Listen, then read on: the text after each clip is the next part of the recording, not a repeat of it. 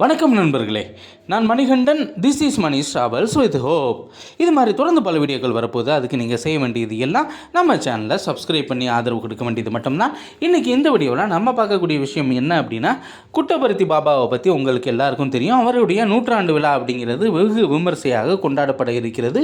அதை முன்னிட்டு மிக பிரம்மாண்டமான ஏற்பாடுகள் அப்படிங்கிறதும் செய்யப்பட்டிருக்கிறது. அதை பொறுத்து பல்வேறு சிறப்பு ரயில்களும் இயக்கப்பட இருக்கிறது. அந்த வகையில் நம்ம ஒரு முக்கியமான சிறப்பு ரயிலை பற்றி பார்க்க போகிறோம். ட்ரெயின் நம்பர் 06091 அப்படிங்கிற நம்பரில் சென்னை சென்ட்ரலில் இருந்து குண்டக்கல் வரைக்கும் வாரம் 2 முறை இயங்கக்கூடிய ரயில். இது ஒரு வாரத்தில் 2 முறை மட்டும் இயங்க இருக்கிறது.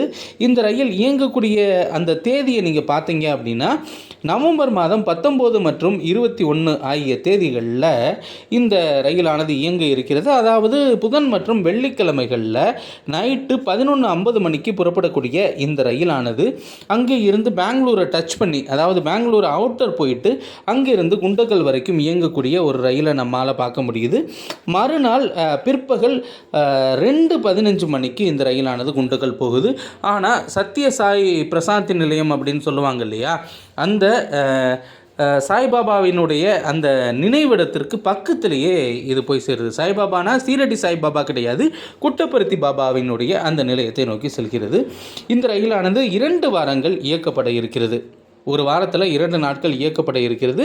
அதே மாதிரி ட்ரெயின் நம்பர் 06092 அப்படிங்கிற நம்பரில் குண்டக்கல்ல இருந்து சென்னை சென்ட்ரல் வரைக்குமே இந்த ரயிலானது இயக்கப்பட இருக்கிறது.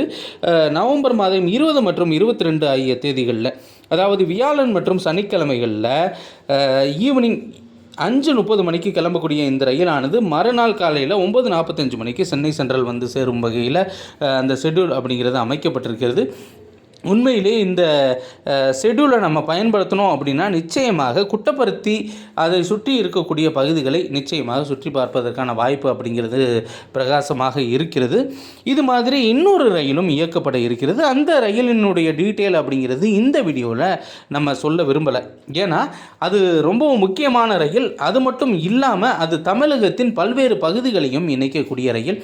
அதனால் அந்த ரயில் எது அப்படின்னு தெரிஞ்சுக்கிறதுக்காக அடுத்த வீடியோ வரைக்கும் நீங்கள் காத்துருங்க.